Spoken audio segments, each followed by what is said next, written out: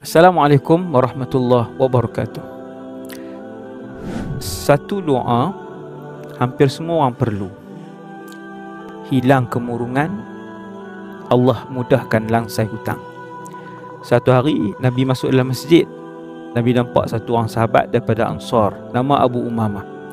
Nabi kata, "Ya Abu Umamah, kan sekarang bukan waktu solat, kenapa yang duduk dalam masjid?"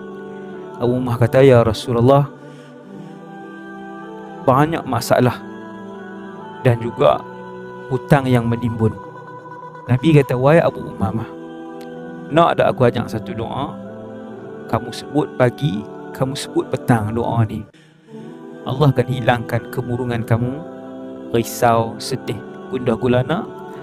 Allah akan mudahkan kamu menyelesaikan hutang."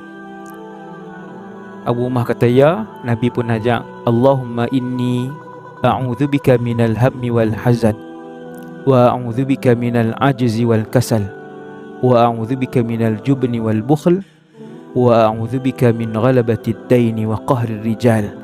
Kata Abu Umamah, "Fafa'altu." Aku pun amal hak Nabi ajak pagi petang.